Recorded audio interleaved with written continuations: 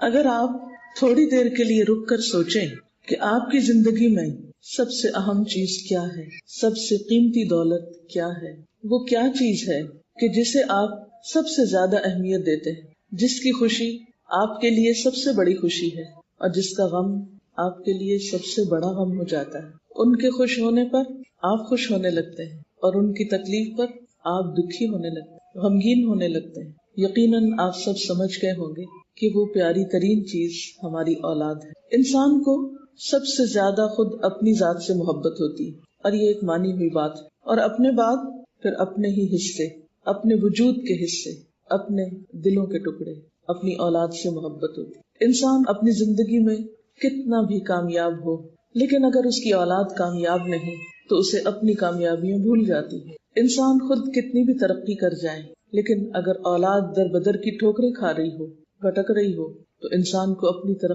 ترقی نظر نہیں آتی۔ اولاد انسان کے لیے نہ صرف یہ کہ اس دنیا میں خوشیوں اور سعادت کا باعث ہے، بلکہ انسان کے مرنے کے بعد بھی دنیاوی اعتبار سے اور آخرت کے اعتبار سے ایک قیمتی ورثہ ہے۔ آپ جو کچھ بھی چھوڑتے ہیں مرنے کے بعد، ان چیزوں میں سے دنیا میں بھی آپ کی اولاد ان چیزوں کی وارث بنتی ہے، جو کچھ بھی آپ مال و متاع میں سے چھوڑیں۔ اور اگر اولاد نہ ہو تو انسان کی اس دنیا میں وہ دلچسپی اور اس دنیا سے وہ محبت بھی نہیں ہوتی۔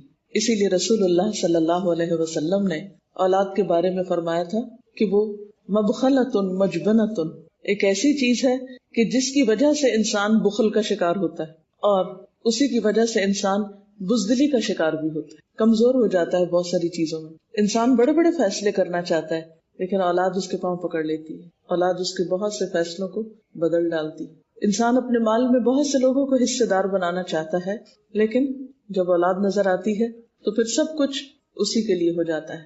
اور انسان کیا چاہتا ہے کہ جب انسان اس دنیا سے جائے تو اس کے پیچھے اس کے بچے اس کی دنیاوی دولت کے وارث بنے، وہ پلے پھولے۔ لیکن ہم صرف دنیا کے لیے سوچتے ہیں، جبکہ ہماری اولاد ہماری آخرت کی ترقی اور ہماری آخرت کی منزلوں کی بلندی کا ذریعہ بھی ہو سکتی ہے، کیونکہ اولاد اگر انسان کے مرنے کے بعد اچھے کام کرتی ہے تو والدین کے درجوں کی بلندی کا ذریعہ ہوتی ہے۔ ایک حدیث پاک میں آتا ہے کہ ایک شخص مرنے کے بعد عالم برزخ میں جب اس کا درجہ بڑھایا جاتا ہے تو وہ پوچھتا ہے کہ یہ میرے ساتھ سب کچھ کیوں ہو رہا ہے، یعنی میرے ساتھ یہ اتنا اچھا سلوک کیوں ہو رہا ہے اور میرے درجے کیوں بلند ہو رہے ہیں؟ تو اسے بتایا جاتا ہے کہ یہ تمہاری اولاد کی دعا کی وجہ سے ہو رہا ہے۔ اور رسول اللہ صلی اللہ علیہ وسلم نے یہ فرمایا تھا، اذا مات ابن آدم انقطع عملہ، کہ جب انسان مر جاتا ہے، ابن آدم مر جاتا ہے تو اس کا عمل ختم ہو جاتا ہے، الا من ثلاث، سوائے تین چیزوں کے، صدقۃ جاریہ، ایسی جگہ پہ مال لگانا جس کا فائدہ بعد میں بھی اس کو ملتا رہے، یا پھر او علم ينتفع به، انسان ایسا علم چھوڑ جائے، ایسا سکھا جائے کہ جو لوگوں کو فائدہ پہنچاتا رہے، جس سے اور لوگ فائدہ اٹھاتے رہیں، یا پھر تیسری چیز ولد صالح يدعو له، نیک اولاد جو والدین کے لیے دعائیں کرتی۔ یعنی انسان اب خود نیکی کرنے کے قابل نہیں رہا، دنیا سے رخصت ہو چکا، لیکن کیا چیز اس کی نیکیوں میں اضافے کا سبب بن رہی ہے؟ اس کی اولاد۔ تو یہ تین چیزیں انسان کے مرنے کے بعد بھی انسان کے نیکیوں میں اضافے کا سبب بنتی ہیں، اور ان تین چیزوں میں بھی اگر آپ دیکھیں تو سب سے پیاری چیز آپ کی اور آپ کے قریب ترین چیز، آپ کے دلوں میں رہنے والی چیز آپ کی اولاد ہی ہوتی ہے۔ آپ کتنے بھی پڑھے لکھے ہوں، آپ کتنا بھی لوگوں کو سکھا رہے ہوں، تعلیم دے رہے ہوں، آپ کتنے بھی مالدار ہوں، لیکن اگر آپ کی اولاد نہیں، یا پھر اولاد ہے اور بگڑ چکی ہے، یا اس کی صحیح تربیت نہیں ہوئی، تو باقی نیکیاں بھی انسان کی بیکار ہوتی ہوئی نظر آتی، باقی خیر کے کام اور باقی محنت بھی بعض اوقات پھر بے فائدہ ہونے لگتی۔ ایک اور حدیث میں آتا ہے کہ قیامت کے دن کچھ لوگ آئیں گے اور ان کے اعمال ہوں گے تو بہت، لیکن بتایا یہ جائے گا کہ ان کی اولاد ان کی نیکیاں کھا گئی، یعنی خود تو بڑے نیک تھے لیکن اولاد نے ان کی نیکی پہ پانی پھیر دیا، سب صفائی کر دی۔ دنیا میں بھی یہ ہوتا ہے، آپ کتنی بھی نیک نامی کمائیں لیکن بعض اوقات آپ کی نیک نامی کو بٹا لگانے والی اولاد ہی ہوتی۔ اسی لیے قرآن پاک میں اللہ سبحانہ وتعالی اولاد کو انسان کا دشمن بتاتے ہیں۔ اردو میں بھی یا پنجابی میں بھی ان کو میٹھا دشمن کہا جاتا ہے کہ لگتے بہت پیارے ہیں لیکن سب سے زیادہ تکلیف بھی بعض اوقات بچوں ہی کی طرف سے پہنچتی۔ آپ مائیں اچھی طرح جانتے ہیں، ولادت کا مرحلہ ہو، یعنی بچوں کے پیدائش کا مرحلہ ہو، یا پھر اس کے بعد ان کی تربیت کا مرحلہ ہو، یا پھر بڑے ہو کر ان سے خدمت لینے کا معاملہ ہو، یہ سارے مراحل کس قدر تکلیف دہ، صبر آزما اور انتظار والے ہوتے ہیں. اور ہماری عام دعاؤں میں ایک دوسرے کے لیے کیا ہوتا ہے، اللہ تمہیں اولاد کی خوشیاں دیکھنا نصیب کرے، کیونکہ واقعی انسان کے لیے ایک بہت بڑی خوشی کا ذریعہ بھی ہے اولاد. لیکن اس کے ساتھ ساتھ قرآن پاک میں اللہ تعالیٰ فرماتے ہیں ان من اولادکم و ازواجکم عدو لکم، کہ تمہارے بچے اور تمہاری بیویاں یا بیویوں کے لیے شوہر تمہارے دشمن ہو سکتے ہیں. فاحذروہم، ان سے محتاط رہو. وَإِن تَعْفُوا وَتَصْفَحُوا وَتَغْفِرُوا فَإِنَّ اللَّهَ غَفُورٌ رَحِيمٌ، پھر اگر تم معاف کر دو، درگزر کرو، بخش دو، تو اللہ بھی غفور الرحیم ہے. یعنی اولاد کا رشتہ ایسا ہے کہ جس کو تم کاٹ کے پھینک نہیں سکتے، وہ تمہارے ساتھ جڑے ہوئے ہیں، تمہارے ساتھ ان کا تعلق ہر صورت میں ہے. آپ ان کو جتنا بھی عاق کریں، جیسے بھی ڈسون کریں، آپ کر نہیں سکتے، کیونکہ آپ کے نام کے ساتھ ان کا نام ہے، آپ کی پہچان ہے، آپ ان کی پہچان، وہ آپ کی پہچان، ایک دوسرے کے لیے لازم و ملزوم ہے. لہٰذا یہ ایک ایسا زندگی کا حصہ ہے کہ جسے آپ اگنور نہیں کر سکتے. آپ کی کتنی بھی مجبوریاں ہوں، آپ کے کتنے بھی کام ہوں، آپ پر کتنی بھی ذمہ داریاں ہوں، آپ کیسے بھی بیمار ہوں، لیکن اولاد کی تربیت کی ذمہ داری، اولاد کی اچھائی بھلائی کی ذمہ داری یہ آپ پر ہے. آپ اس سے فرار حاصل نہیں کر سکتے، یہ ذمہ داری ادا کرنی ہی ہے. اور اس کے لیے قرآن پاک میں اللہ سبحانہ وتعالیٰ فرماتے ہیں یا ایھا الذین آمنوا قوا انفسکم واہلیکم نارا، اے لوگو جو ایمان لائے ہو، اپنے آپ کو اور اپنے گھر والوں کو آگ سے بچاؤ. پہلے اپنے آپ کو اور پھر اپنے بال بچوں کو آگ سے بچاؤ. لہٰذا ایک عام انسان کی حیثیت میں اور خصوصاً مسلمان والدین کی حیثیت میں، جہاں ہمارے اوپر ذمہ داری ہے اولاد کو کھلانے پلانے کی، ان کی صحت صفائی کی، ان کو ادب آداب سکھانے کی، وہاں ان کے ایمان اور دین کی حفاظت کی ذمہ داری بھی ہم پر. اور قیامت کے دن اس کے بارے میں پوچھ ہوگی. حدیث پاک میں آتا ہے کلکم راعٍ وکلکم مسئول عن رعیتہ، تم میں سے ہر شخص نگران ہے اور ہر ایک سے اس کی رعایا کے بارے میں سوال ہوگا، پوچھا جائے گا. اور اس میں عورتیں بھی ذمہ دار ہیں. فالمرأة راعیۃ فی بیت زوجہا ومسئولۃ عنہا، عورت اپنے شوہر کے گھر میں نگران ہے، باہر کے کاموں کی نگران نہیں ہے. باہر کے شوہر کے بزنس کی نگران نہیں بنائی گئی، لیکن گھر کی زندگی میں شوہر کی عدم موجودگی میں عورت کی ذمہ داری ہے. راعیۃ فی بیت زوجہا ومسئولۃ عنہا، اور قیامت کے دن اس سے اس ذمہ داری کے بارے میں سوال ہونے والا ہے. یہ وہ چیز ہے جس کے بارے میں پوچھا جائے گا. اگر آپ ان کو بہت اچھا کھلا نہیں سکتے، بہت اچھا پلا نہیں سکتے، بہت اچھا گھر نہیں لے کر دے سکتے، طرح طرح کے کھلونے نہیں لے کر دے سکتے، ان کی ہر خواہش پوری نہیں کر سکتے، تو پوچھ نہیں ہوگی، اس کا امتحان نہیں ہوگا. لیکن اگر وہ دین سے دور ہو گئے، بھٹک گئے، انہوں نے دین کا رستہ چھوڑ دیا، ان کے ایمان میں خلل آ گیا، تو ضرور پوچھ ہوگی. لہذا اس پوچھ سے پہلے، اس سوال سے پہلے ہمیں اس دنیا میں، اس وقت میں، اس مہلت سے فائدہ اٹھاتے ہوئے اپنے آپ کو تیار کرنا ہے جواب کے لیے. اور ہمارا یہ جواب کسی معمولی ہستی کے سامنے نہیں ہے، اس ہستی کے سامنے ہے جو عالم الغیب والشہادہ ہے، غیب اور حاضر سب کو جاننے والا ہے. دلوں کے چھپے ہوئے خیالات اور وسوسے اور نیتیں اور ارادے اس کے لیے چھپے ہوئے نہیں ہیں، یہ سب کچھ اس کے سامنے ظاہر ہے. اس لیے ہم انسانوں کے سامنے تو عذر کر سکتے ہیں، کسی انسان کو تو بہلا سکتے ہیں، کسی انسان کو تو کہہ سکتے ہیں ہماری بڑی مجبوریاں ہیں، ہم پہ بڑی ذمہ داریاں، ہم پہ بہت بوجھ ہے، ہمارے پاس وقت نہیں ہے، ہمیں فرصت نہیں ہے. لیکن اللہ تعالیٰ کے سامنے ہم یہ عذر اور بہانے نہیں کر سکتے، کیونکہ اس کو پتا ہے کہ ہماری کون سی مجبوری کیسی ہے اور کتنی ہے، اور کہاں ہم وقت کس کام میں لگاتے ہیں جو وقت ہم کسی اور زیادہ بہتر اور تعمیری کام میں لگا سکتے ہیں. کیونکہ بعض اوقات ہمارے پاس وقت ہوتا ہے، لیکن اس وقت کو ہم صرف اور صرف انٹرٹینمنٹ میں گزارنا چاہتے ہیں. ہم بھی کام کر کے لوٹے ہیں، بچے پڑھ کر لوٹے ہیں، اب کون بیٹھ کے ان کی تربیت کرے، کون ان کو بیٹھ کے پوچھے کہ تمہیں باہر کیا مشکل پیش آئی، کیا سن کر آئے ہو، کیا دیکھ کر آئے ہو، کیا سوچتے ہو، تمہارے دل میں کیا خیالات ہیں، اس کے بارے میں ہم جاننے کی زحمت ہی گوارا نہیں کرتے. وہ ایک اور سوچ میں جا رہے ہیں، وہ ایک اور دنیا میں رہتے ہیں، ہم ایک اور دنیا میں رہتے ہیں. اتنی بڑی خلیج، اتنا بڑا فاصلہ ہوتا چلا جا رہا ہے، یہ کیسے کم ہوگا؟ اس کے لیے صرف ایک خواہش اور صرف امید اور انتظار ہی کافی نہیں، اس کے لیے سنجیدگی سے ہمیں کچھ کرنا ہوگا، اور اپنے لیے کرنا ہوگا، کسی دوسرے پر کچھ احسان نہیں، اپنے فائدے کے لیے، اپنے بچوں کے فائدے کے لیے، اپنی آئندہ نسلوں کے فائدے کے لیے ہمیں اپنی یہ ذمہ داری نبھانی ہوگی، اپنی آخرت میں جواب دہی کرنے کے لیے، کیونکہ اللہ سبحانہ و تعالیٰ کا وعدہ ہے کہ جو نیک لوگ ہوں گے ہم قیامت کے دن ان کی اولاد کو بھی ان کے ساتھ ملا دیں گے. یعنی اگر والدین کے درجے بلند ہیں یا اولاد کے بلند ہیں تو ان کو وہاں پر اکٹھا کر دیا جائے گا اور کسی ایک کے عمل میں کمی نہیں کی جائے گی. جو نیچے کے درجے والا ہوگا وہ اوپر کر دیا جائے گا، ملا دیا جائے گا. لیکن اگر اولاد نافرمان ہے تو پھر وہ تو دنیا میں بھی انسان کو چھوڑ جاتی ہے، قیامت کے دن تو بہت ہی دوری ہو جائے گی. آپ دیکھیے حضرت نوح علیہ السلام آخری وقت میں اپنے بیٹے کو پکارتے ہیں، یا بنی ارکب معنا، اے بچے ہمارے ساتھ سوار ہو جاؤ. لیکن بچہ ابھی بھی نہیں سن رہا. ساری زندگی سمجھاتے ہیں، سکھاتے ہیں، کوئی کوتاہی نہیں کرتے. ان کے 4 بچے تھے، 3 بچے بہت ہی نیک اور بہت ہی اچھے نکلے. نوح علیہ السلام کے بچوں میں سے ایک بچہ جس کی کمپنی اچھی نہیں تھی، وہ آخری وقت تک بھی سمجھ کر نہ دیا. تو اس نے کہا سآوی الی جبل یعصمنی من الماء. جب طوفان آیا، جب بارش آئی، جب زمین سے پانی ابلنے لگا تو نوح علیہ السلام کشتی میں سوار ہوئے اپنے گھر والوں کے ساتھ. تو انہوں نے پکارا کہ آؤ بچے ہمارے ساتھ، تم بھی آ جاؤ، ابھی بھی ایمان لے آؤ.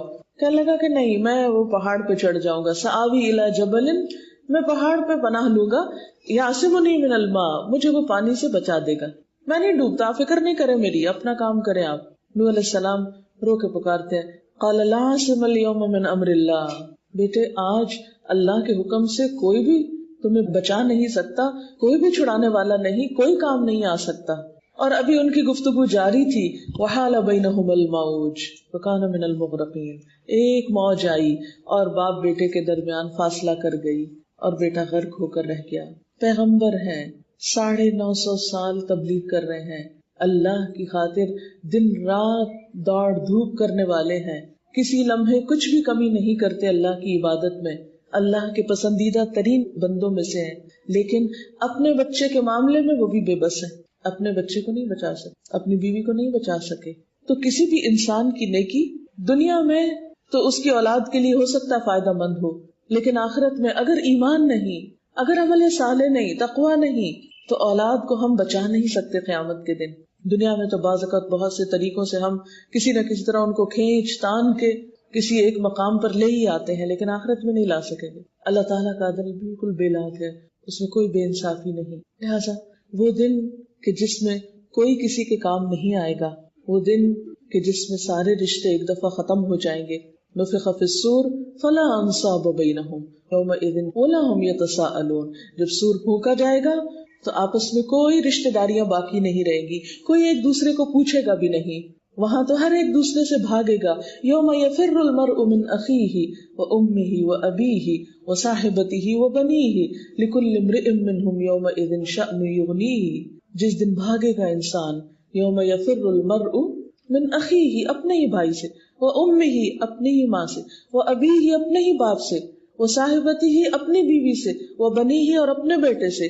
لکل امرئ منہم یومئذ شأن یغنیہ. ہر شخص پر اس وقت ایسی حالت ہوگی جو اسے دوسرے سے بے نیاز کر دے گی. لہٰذا جو خیر خائی کرنی ہے ہمیں آج کرنی ہے، جو کچھ دینا ہے بچوں کو آج دینا ہے. اب سوال یہ پیدا ہوتا ہے کہ کیا دیں، پھر کیا کریں؟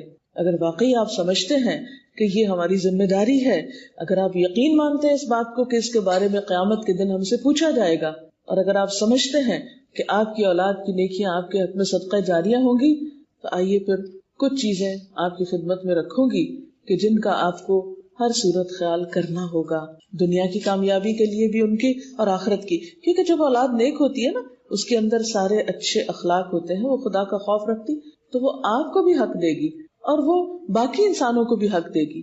پھر وہ کسی پر بھی ظلم کرنے والے نہیں ہوں گے، کیونکہ اللہ کی محبت اور اللہ کا خوف انسان کو ایک بہترین انسان بناتا ہے. ایسا انسان وعدہ خلاف نہیں ہوتا، جھوٹ نہیں بولتا، کسی کو دھوکہ نہیں دیتا، خیانت نہیں کرتا، وہ ہر ایک کا حق پہچانتا ہے، وہ اپنی ذمہ داریوں کو ادا کرنے والا ہوتا ہے. اگر آج ہم دیکھیں کہ اولاد کے ہاتھوں ہمیں بسا اوقات طرح طرح کی مشکلات ان کی شادی کرنے کے بعد، ان کے میچور ہونے کے بعد، ان کے کاروبار کرنے کے بعد بھی بعض اوقات بہت سی پریشانیاں ہمیں جو ان کی طرف سے پہنچتی ہیں، ان میں ایک بہت بڑا سبب ہوتا ہے کہ ان کے کردار میں وہ پختگی نہیں ہوتی، وہ میچورٹی ان کے اندر نہیں ہوتی، وہ چیز ان کے اندر نہیں ہوتی جو ہونی چاہیے، جس کی وجہ سے وہ اپنی زندگی کے بہت سے معاملات خود بھی حل کر سکیں۔ تو آئیے دیکھتے ہیں کہ ہمیں کیا کرنا ہے۔ اولاد کی تربیت کے بارے میں یہ بات یاد رکھیے کہ اولاد کی تربیت ان کی پیدائش کے بعد نہیں، ان کی پیدائش سے پہلے شروع ہوتی۔ اب آپ چونکہ مکس کراؤڈ ہے، بہت سے لوگ ایسے ہوں گے کہ جو ابھی اس مرحلے میں داخل ہی نہیں ہوئے، اس میں بعض بچیاں ہوں گی جن کی شادی نہیں ہوئی، بعض ایسی ہیں کہ جو ابھی اس مرحلے میں ہے، اور ہو سکتا ہے کہ آئندہ کئی بچوں کی ماں بنے، یا یہ کہ آپ نانی دادی بن چکی ہیں تو آپ کے گھر میں بچوں کی پیدائش ہو، یا یہ کہ آپ کے بچے بڑے ہو چکے ہیں تو آپ کو مشکلات پیش آ رہی ہیں۔ تو چونکہ مجھے ان سارے گروپس کو باری باری دیکھنا ہے، اس لیے میں مختصراً ہر گروپ کے بارے میں کچھ بات کروں گی۔ تو سب سے پہلے ابتدا میں یہ بات یاد رکھیے کہ تربیت پیدائش کے بعد نہیں، پیدائش سے پہلے شروع ہوتی، جو ایک آئیڈیل سچویشن ہے۔ اگر ہم آئیڈیل سچویشن اب نہیں بھی رکھتے تو کیا کریں، وہ بات بعد میں ہوگی، لیکن آئیڈیل سچویشن یہی ہے کہ تربیت اولاد کے لیے اچھی لڑکی کا انتخاب ضروری ہے۔ اور اچھی لڑکی سے مراد صرف خوبصورت لڑکی نہیں، صرف مالدار لڑکی نہیں، با اخلاق اور دیندار لڑکی۔ رسول اللہ صلی اللہ علیہ وسلم نے فرمایا کہ عورت سے 4 چیزوں کی بنیاد پہ شادی کی جاتی، اس کے نام نسب، اس کے مال، اس کی خوبصورتی اور اس کے دین کی بنیاد پر۔ تو تم دین والی کو اختیار کرو، تمہارے ہاتھ خاک آلود ہوں۔ یہ ایک محاورہ ہے، پیار کی ڈانٹ ہے کہ سختی سے تھوڑا سا ڈانٹ کے کہا کہ تم جب عورت کا انتخاب کرو تو اس کے دین کو دیکھو، اخلاق کو دیکھو، کیونکہ ایک با اخلاق انسان، ایک سلجھا ہوا انسان پورے خاندان کی اصلاح کا ذریعہ بنتا ہے، اور ایک بد اخلاق انسان، ایک بد زبان انسان، خواہ وہ کتنا بھی خوبصورت ہو، کتنا بھی مالدار ہو، بعض اوقات پورے خاندان میں پھوٹ ڈال دیتا ہے۔ تو بیوی کا انتخاب دینداری کی بنیاد پر۔ اس کے بعد باقاعدہ اللہ کے رسول صلی اللہ علیہ وسلم نے دعائیں سکھائی کہ شوہر اور بیوی کے باہمی جسمانی تعلق کے موقع پر بھی شیطان مردود سے پناہ مانگو، کیونکہ اس وقت شیطان تمہاری اولاد میں شریک ہونا چاہتا ہے، اس وقت سے وہ کوشش کرتا ہے کہ وہ شریک ہو جائے اور اولاد تمہاری نہ رہے، اس کی ہو جائے، تمہاری مرضی اور تمہارے طریقے پہ نہ چلے، اس کے طریقے پر چلے۔ لہذا اس وقت بھی وہ اپنا کام کرنا نہیں چھوڑتا، لہذا مسنون دعا سکھائی گئی۔ پھر اس کے بعد یہ ہے کہ پریگننسی کا جو مرحلہ آتا ہے، تو ڈیورنگ پریگننسی اب دیکھیں کہ بچہ اپنی ساری خوراک کہاں سے لے رہا ہوتا ہے؟ ماں کے خون سے۔ ماں جو کچھ کھاتی، جو کچھ سوچتی، جو اس کی جذباتی کیفیات ہوتی، جیسی اس کی ذہنیت ہوتی، وہ انڈائریکٹلی بچے پر اثر انداز ہو رہی ہوتی۔ جیسے وہ ماں کے خون سے غذا لے کے نشو و نما پا رہا ہوتا ہے، ایسے ہی ماں کے خیالات اور ماں کے روٹین اور ماں کے جو طریقے ہیں وہ بھی اس پر اثر انداز ہو رہے ہوتے ہیں۔ لہٰذا اس دوران ماں کو خاص طور پر اپنی سوچ پازیٹو رکھنی چاہیے، مثبت سوچ، جلنا، کڑنا، رونا، دھونا، غم اٹھانا۔ ویسے بھی یہ ہے کہ وہ کیفیت ایسی ہوتی ہے، یعنی وہ مرحلہ ایسا ہوتا ہے کہ جس میں ایک عورت، جسے قرآن پاک میں آتا ہے کہ وہنن علی وہنن، تکلیف پر تکلیف اٹھا رہی ہوتی ہے، جذباتی اعتبار سے بھی بہت ڈسٹرب ہوتی ہے۔ لیکن بات یہ ہے کہ یہ سارے چینجز یعنی فزیکل چینجز تو ہوں گے، اور اس میں اوپر نیچے بھی مزاج ہوگا، لیکن بات یہ ہے کہ حدیث میں آتا ہے وَمَن يَتَصَبَّرْ يُصَبِّرْهُ اللَّهُ، جو صبر کرنا چاہتا ہے اللہ اس کو صبر دے دیتا ہے۔ ناپسندیدہ ناگوار باتوں کے باوجود اپنے مزاج کو درست رکھنے کی کوشش کرنا بے حد ضروری ہے، اور وہ صرف نصیحت سے نہیں ہوگا کہ میں آپ کو نصیحت کر رہی ہوں کہ آپ اپنا مزاج درست رکھیے تو وہ ہو جائے گا، نہیں، اس کے لیے آپ کو ذہنی طور پر کسی اچھی ایکٹیویٹی میں مشغول کرنا ہوگا۔ اچھی کتابیں پڑھیے، اپنی صحت کے بارے میں، بچوں کی تربیت کے بارے میں، ہسٹری کے بارے میں، اور کوئی بھی اچھی کتابیں۔ پھر اس کے ساتھ ساتھ اپنی عبادات کا خیال رکھیے، تلاوت قرآن باقاعدگی سے کیجیے۔ بچے کی سب سے پہلی فیکلٹی جو کام کرتی ہے وہ لسننگ کی ہوتی ہے، بچہ ماں کے پیٹ میں بھی سن رہا ہوتا ہے، لہٰذا آپ اس کو اچھی چیزیں سنوائیے، قرآن پاک کی تلاوت خود بھی کیجیے، اور اگر اچھی نہیں کرنی آتی تو خوبصورت قاریوں کی قرات میں خود بھی لسننگ کیجیے۔ پھر اسی طرح خوب دعائیں مانگیے۔ آپ دیکھیے کہ جتنے بھی پیغمبر تھے انہوں نے اپنی نیک اولاد کے لیے دعا کی اللہ تعالیٰ سے، اور ان دعاؤں میں کیا ہے؟ ربنا ہب لنا من ازواجنا وذریاتنا قرۃ اعین واجعلنا للمتقین اماما۔ اے اللہ ہمیں اپنے شوہروں یا اپنی بیویوں اور اپنی اولاد میں سے آنکھوں کی ٹھنڈک عطا کر، اور ہمیں متقین کا امام بنا، یعنی ہمارے گھرانے کو نیکی اور تقوی کے کاموں میں سب سے آگے لے جائے۔ یعنی تقوی اور نیکی کی مثال بنے ہم. بعض اوقات ہوتا ہے دنیاوی اعتبار سے لوگ کمپٹیشن کر رہے ہیں کہ ہماری فیملی مشہور ہو کے اس میں سبھی ڈاکٹرز ہیں اور ہمارا کسی Guinness book of world record میں ہمارا نام لکھا جائے کہ وہ فلاں فیملی جو ہے وہ اس کی یہ شناخت ہے کہ سارے کے سارے ماں باپ بہن بھائی بچے وہ سب کے سب جو ہے وہ اس فیلڈ کے ہیں. یا اسی طرح اور بھی کوئی شوق ہو سکتے ہیں. وہ سب باتیں اچھی ہیں, دین کے ساتھ دنیا کی بھلائی بھی مانگنی چاہیے, لیکن اس کے ساتھ ساتھ آنکھوں کی ٹھنڈک کہ اللہ ہمیں اولاد کی خوشی نصیب کر. یہ دعا اللہ تعالیٰ نے سکھائی, سورۃ الفرقان میں آتی ہے, کسی بھی قرآنی دعاؤں کی کتاب میں یہ دعا آپ کو ملے گی. عام حالات میں بھی پڑھنی چاہیے لیکن خاص طور پر پریگنینسی کے دوران. پھر اسی طرح وہ دعائیں جو حضرت زکریا علیہ السلام نے مانگی تھی اپنے بچے کی ولادت سے پہلے, رب ہب لی من لدنک ذریۃ طیبہ, اے اللہ مجھے اپنے پاس سے پاکیزہ اولاد عطا کر. اور پھر آپ کو معلوم ہے جب حضرت یحییٰ علیہ السلام کی پیدائش ہوئی تو اللہ تعالیٰ نے خاص طور پر ان کو خوشخبری سنائی کہ وہ حسوراً و نبیًا, کہ وہ بہت پاک دامن ہوں گے, نبی ہوں گے, وجیہاً بہت شاندار ہوں گے, بہت زبردست پرسنالٹی کے مالک ہوں گے. یعنی جو انہوں نے دعائیں مانگی تھی وہ سب قبول ہوئی. اسی طرح ان کی دعاؤں میں سے یہ بھی تھا رب ہب لی من الصالحین, رب ہب لی من الصالحین, اے اللہ مجھے نیک لوگوں میں سے دے, یعنی کہ نیک روح میرے گھر میں آئے. تو اس سے پتہ چلتا ہے کہ دعا جو ہے وہ ایک بہت اہم کردار ادا کرتی ہے انسانی زندگی میں. Prayer is power. کوئی چیز تقدیر کو نہیں بدل سکتی, دعا تقدیر کو بھی بدلتی ہے. اس لیے کبھی بھی مایوس نہ ہو. اور اس کا یہ مطلب نہیں کہ اب تو وقت گزر گیا, اب کیا کریں, اب تو بچے بڑے ہو گئے. ٹھیک ہے, اب آپ ربنا حب لنا من ازواجنا وذریاتنا والی دعا مانگیے, لیکن دعا کرتے رہیے, کبھی بھی مایوس نہ ہوئیے. اور پھر اس کے بعد یہ ہے کہ صرف دعا ہی نہیں, ہر چیز میں دعا کے ساتھ دوا بھی ضروری ہے. اور ان دواؤں میں اچھی کمپنی, ایسی خاتون جو پریگننسی کے مرحلے میں ہو, حمل کے مرحلے میں ہو, اس کے لیے اچھا ماحول بے حد ضروری. بعض اوقات ایسا ہوتا ہے نئی نئی شادی ہوتی ہے, ایڈجسٹمنٹ بڑی مشکل ہو رہی ہوتی ہے, نئے گھر والوں کے ساتھ معاملات درست نہیں ہو پا رہے ہوتے, تو بچیاں عموماً پہلی پریگننسی میں یا اس کے بعد بھی کچھ بہت زیادہ مینٹلی ڈسٹرب ہوتی, ایموشنلی بھی بہت ڈسٹرب ہوتی.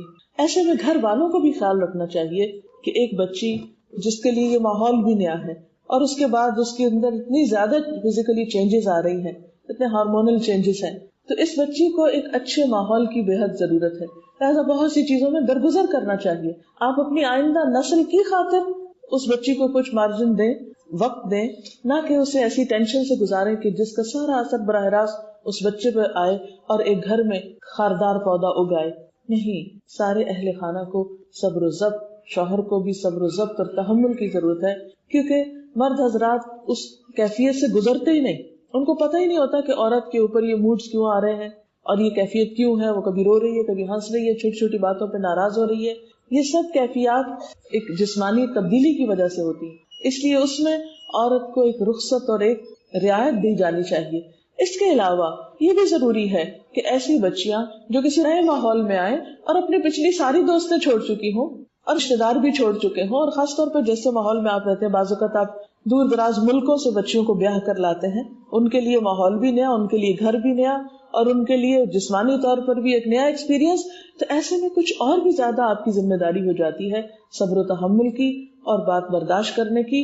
لیکن اس کے ساتھ ساتھ یہ بھی یاد رکھیے کہ اگر آپ کا تعلق کسی بھی ایسی محفل سے ہے, کسی ایسی مجلس سے ہے جہاں آپ کم از کم ہفتے میں بھی ایک بار جا کر روحانی سکون حاصل کرتے ہیں, تو اپنے ساتھ اپنی بیٹیوں کو, اپنی بہوؤں کو, اپنے ایسی بچیوں کو ساتھ لے کر جائیے تاکہ ان کو بھی ایک اچھی کمپنی ملے.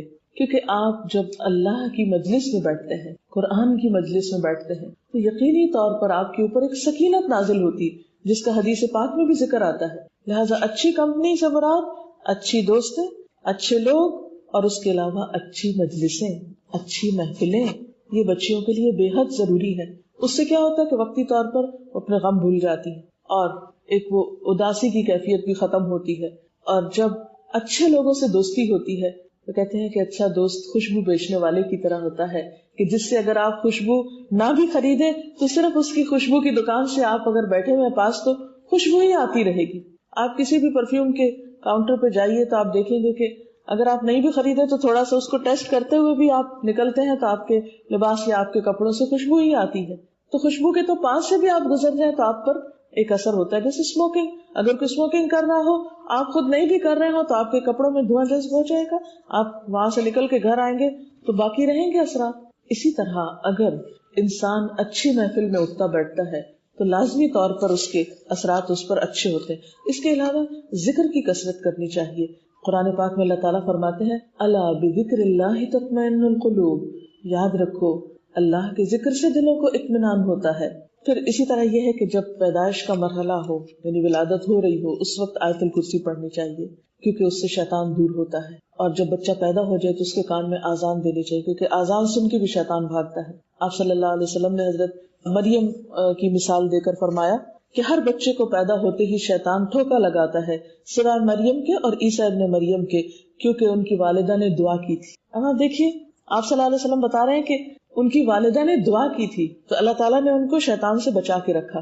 آپ بھی یہ دعا کر سکتے ہیں، یہ دعا کو خاص نہیں تھی ان کے لیے، آپ کے لیے بھی ہے. اور وہ دعا کیا تھی؟ انی اعیذھا بک وذریتھا من الشیطان الرجیم. یا اللہ میں اس بچی کو اور اس کی آئندہ آنے والی نسل کو، اب دیکھیں کتنی دور تک سوچ رہی تھی وہ، اس کی آئندہ آنے والی نسل کو شیطان مردود سے بچا کر تیری پناہ میں دیتی ہوں، تیری حفاظت میں دیتی ہوں. لہذا کتنی ضروری ہے یہ بات کہ ہم ہر مرحلے پر چوکنے رہیں، ہر موڑ پر ہم خیال رکھیں اور کسی وقت بھی غافل نہ ہوں. پھر اسی طرح جب بچہ پیدا ہو تو اس پر خوشی کا اظہار کریں. ہمارے ہاں عام طور پر یہ ہوتا ہے جب بیٹی پیدا ہوتی ہے تو سب کے منہ لٹک جاتے ہیں، حالانکہ آپ کو نہیں پتا کہ آپ کے لیے خوش قسمتی کا باعث کون ہو، بیٹا ہو یا بیٹی. ہو سکتا ہے کہ ایک بیٹی آپ کے لیے کئی رحمتوں کے دروازے کھولے، آپ کے رزق میں معلوم نہیں اس بچے کی آمد سے کتنا اضافہ ہو، اس کی اچھی تربیت میں آپ کے لیے کتنے درجات کی بلندی ہو. لہٰذا بچے کی پیدائش پر گھر والوں کو، خاص طور پر ایک دوسرے کو اور باقی دوست رشتہ داروں کو بھی مبارک دینی چاہیے.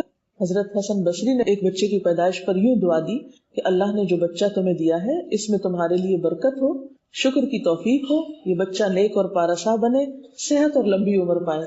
یعنی ایک دعا کا نمونہ ہے یہ، اس طرح کی دعائیں دی جا سکتی ہیں.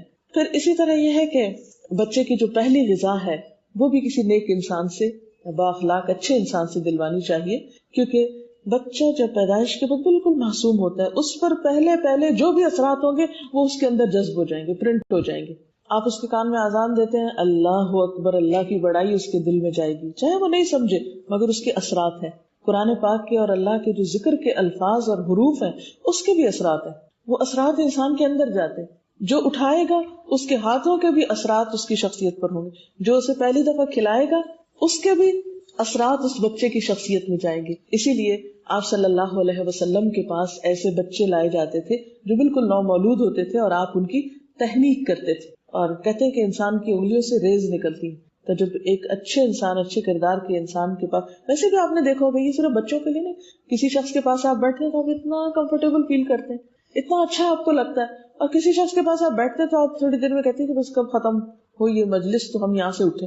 یعنی آپ کو گھبراہٹ ہوتی ہے کچھ لوگوں کی کمپنی سے. اور یہ ایسا ہوتا ہے کہ کچھ لوگ جن کی سوچ پازیٹو ہوتی ہے، جن کا اخلاق اچھا ہوتا ہے، ان کی طرف آپ خود بخود کھنچتے چلے آتے ہیں. ان کے اندر ایک خاص کشش ہوتی ہے. تو نیکی اپنے اندر ایک کشش رکھتی ہے. کشش محض لباس میں نہیں ہوتی، کشش محض کسی میک اپ میں نہیں ہوتی، کشش شخصیت کی خوبصورتی میں ہوتی، کشش دل کی خوبصورتی میں ہوتی. لہٰذا اس خوبصورتی کو منتقل کیا جاتا ہے بچوں کی طرف. پھر اسی طرح ماں کا دودھ پلانا، یعنی اگر تحنیک کے بعد ماں اپنا دودھ پلائے تو بچے اور ماں کے درمیان ایک قریبی تعلق پیدا ہوتا ہے. آج مائیں اپنی خوبصورتی کے لیے اتنی خود غرض بعض اوقات ہو جاتی ہیں کہ بچوں کو دودھ نہیں پلانا چاہتی. اور اب تو آپ دیکھیں کہ میڈیکل سائنس نے اتنے زیادہ اس کے فضائل بیان کیے ہیں کہ نہ چاہتے ہوئے بھی مائیں وہ کرتی ہیں. لیکن اگر آپ میڈیکلی ایک کام کر رہے ہیں تو اس کا اجر تو نہیں ہے نا. اجر تو اس وقت جب آپ کی نیت بھی اچھی ہو کہ آپ اللہ کے ایک حکم پر عمل کر رہے ہیں. اور آپ کو معلوم ہے کہ ایک ایک گھونٹ جو آپ بچے کو پلاتے ہیں وہ آپ کی طرف سے ایک طرح سے صدقہ بھی ہوتا ہے. صدقے سے مراد یہ نہیں کہ ہم جیسے کسی کے اوپر کوئی بیماری آ گئی تو کسی کو کچھ دے آئے، کسی پہ وار کے تو وہ صدقہ. صدقے مراد یہ کہ ایک ایک قطرے کا اجر آپ کی طرف سے لکھا جاتا ہے. وہ جو کچھ آپ دیتے ہیں وہ آپ کے نام اعمال میں شمار ہوگا کہ آپ نے اپنے جسم کا ایک حصہ اپنے اندر سے اپنی غذا سے ایک چیز نکال کر ایک بچے کی پرورش میں استعمال کی.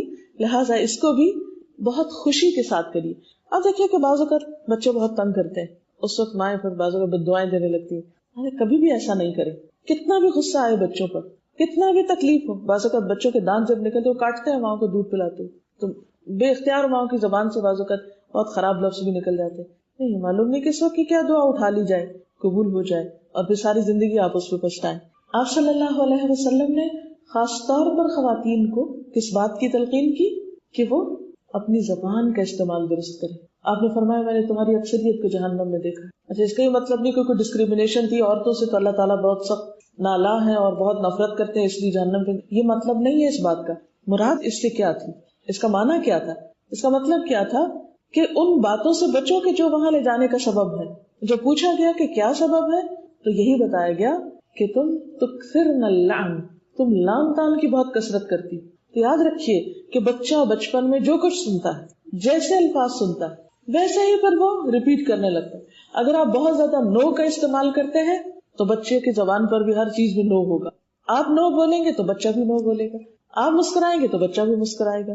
ہاں آپ اچھے نرم انداز سے بات کریں گے تو بچے کے اندر بھی وہی ٹون آئے گی, اور اگر آپ کسی کا مذاق اڑائیں گے تو بچہ بھی مذاق اڑانا سیکھے گا.